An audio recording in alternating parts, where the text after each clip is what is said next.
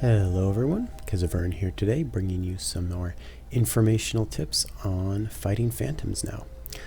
So this is fairly straightforward. You go into the phantom dimension if you want to fight them in there. You'll need paint seeds. Those are obtained from paint seed trees, which if you've seen previous videos, you can get for 100 sapphires at the sapphire shop or from the player market for a little less. Anyways, once you have enough paint seeds, I would recommend over 300 if you want to go into the dimension. You can head on in there with the phantom portal, or you can just use the what to do next menu, which is kind of a purple thing on the side of the screen there.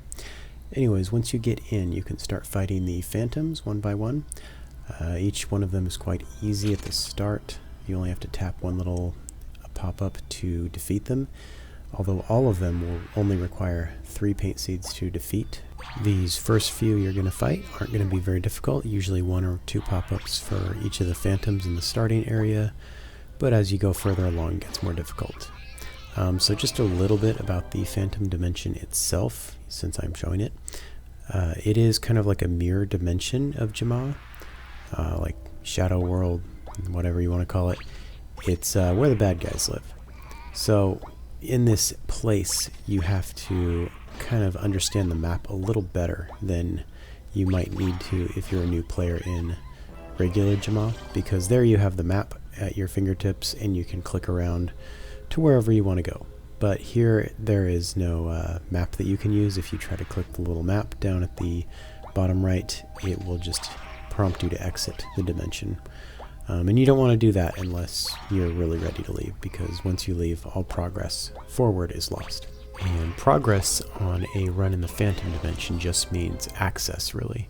Access between different areas. So after you defeat the first 5 phantoms in this starting area, it will open up a gate leading you to the next area.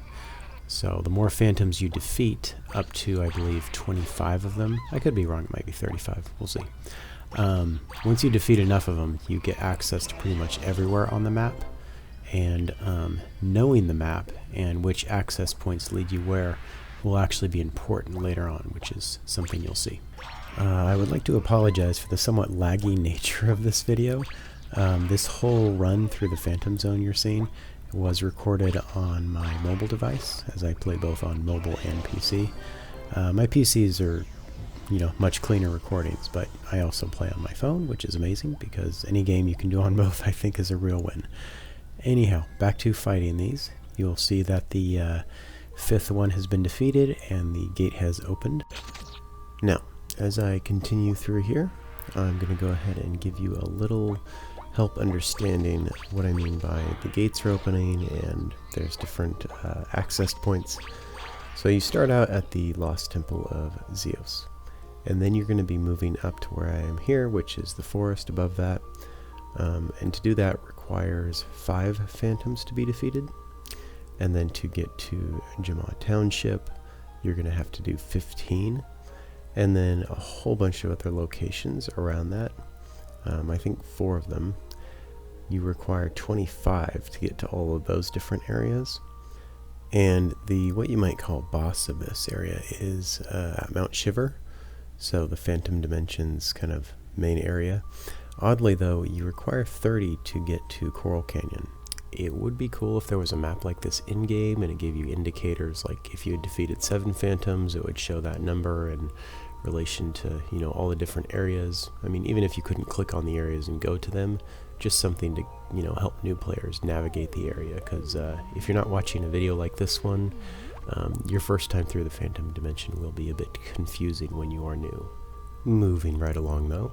Also, each area you go to does have its own paint seed tree, so be sure to collect those as you go throughout so you can keep on fighting those phantoms.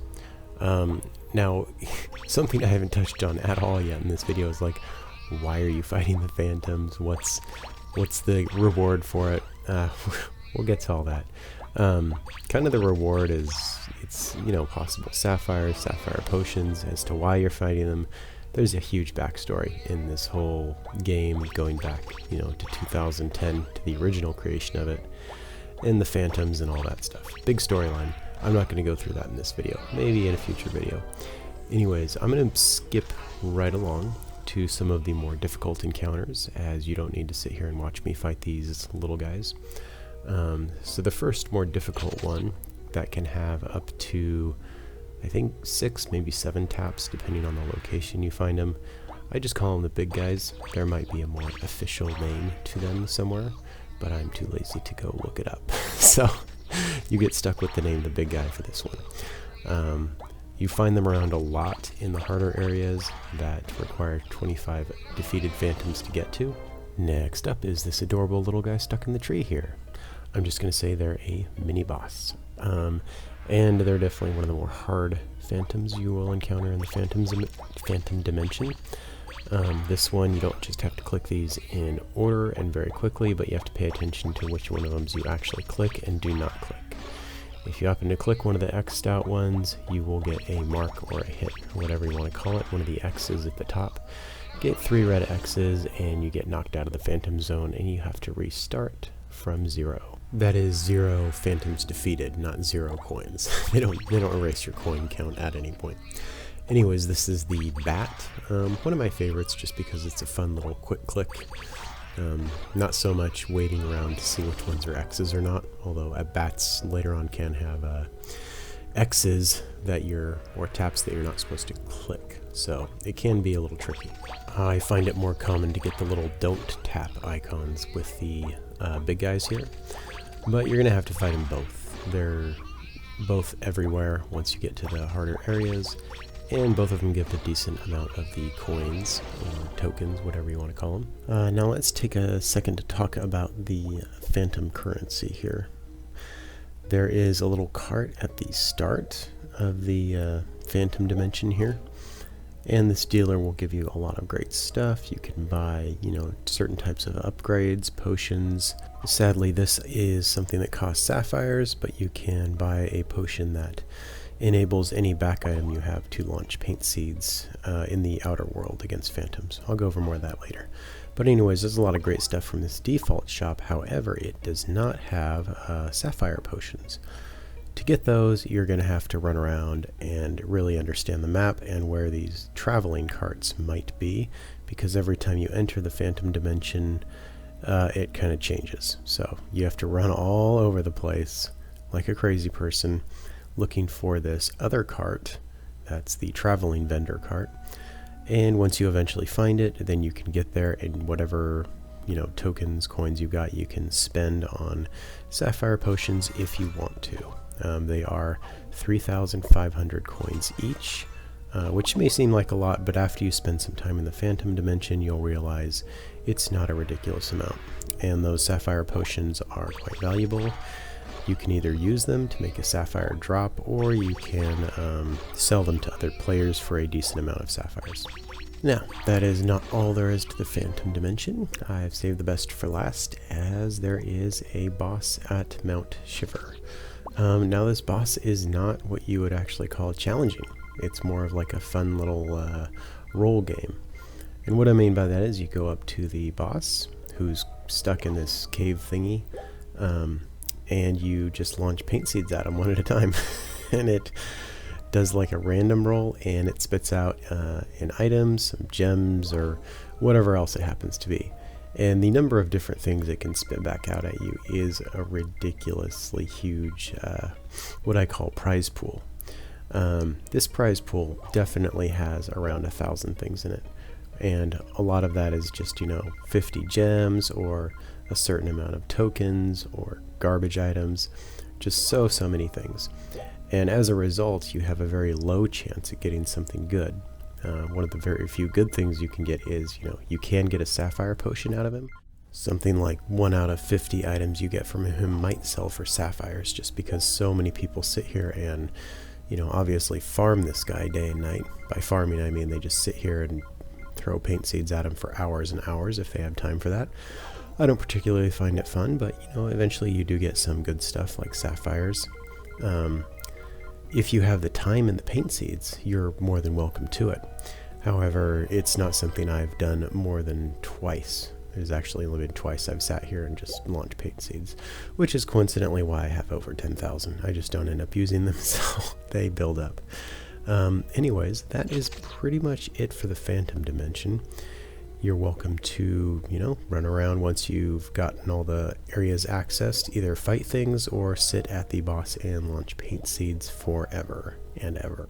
But, I always say play the game for fun, and if you find it fun to sit there and relax and launch paint seeds, then great, go ahead and do that. I think it's a good thing there's multiple ways to go about doing the Phantom Dimension, and of course just to play the game overall. So that is about it. We're going to move on to the Outer World Phantoms now, which are dropped by a Howling Phantom Potion, and if you didn't see it, they are sold for 500 of the tokens each in the starting shop when you come into the Phantom Dimension. So at any time when you have the coins, you can just enter the dimension, get as many of those as you want, and then go back out and drop them. And dropping them can be kind of disruptive if people aren't ready for it, so you might want to make people aware, or if people are already doing them in the area, you can easily just drop yours in at the same time. Just be aware of where you're dropping them, because smaller areas are typically not great. You get knocked back quite often when you're fighting them, and you can fly out off the map area and have to reset. Luckily this one that I have no idea who dropped in the alpha room here, but they dropped it there, and then I helped defeat it, and it took quite a while just because there weren't many people and I was flying all over the place. So use a more open space. You can see here there's plenty of room to fight the Phantom. If I'm getting knocked back, I'm not getting knocked into things that make my character reset to the center point, or any errors like that. And this is one of the more popular locations for the Phantoms to get dropped, and so you'll typically find other people here who are also able to fight them, and the faster that the Phantoms get taken out in the outer world, the faster you get your reward, and you can possibly get on to the next one. Also, there is a slim chance of one of these Howling Phantoms dropping another Howling Phantom Potion to everyone who has hit it. And you only have to hit it once to get the reward. So you can shoot one paint seed at it, and as long as it actually hits, you will get the reward, even if you leave the zone after you've hit it. So that's kind of nice, especially when you're new. Like I said on my getting started video, I typically only shot 2 paint seeds at each one when I was starting out, because I just didn't have enough paint seeds. Not quite an issue for me now, as I have some paint seeds to spare. Another thing I have to spare is alpha items. I have been doing an alpha item giveaway with each video I make, and I've had my first winner. Congratulations to Tiger Nation AJ for winning the first alpha item from one of my video giveaways. I now have 4 alpha items to give away, including the one that I still need to give them.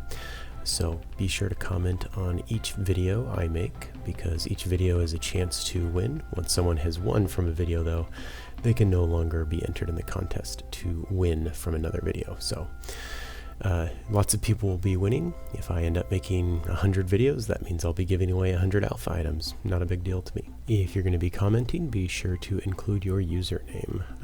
It's slightly risky, so I do recommend 2-step verification. Also, if you want to let us know how much Animal Jam rocks, you can go ahead and do that.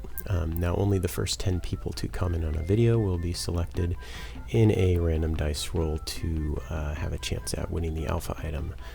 The roll for the first one was 11, and yes, I am actually just doing a real dice roll for this.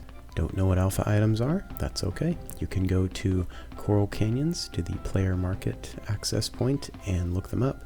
Most of them are quite expensive, between 1,000 to 5,000 sapphires each, so I think it's definitely worth putting that comment in there to see if you can win one. That is all for now. I'll leave this video off by showing this kind of made-up Phantom Dimension map here, if any of you want to see it again. Just showing, the different number of Phantoms you need to defeat to get to the different areas. And yeah, if you have any additional comments or questions, feel free to leave them, and hopefully you enjoyed watching. Maybe I'll see you guys around in game sometime. Until then, keep on jamming.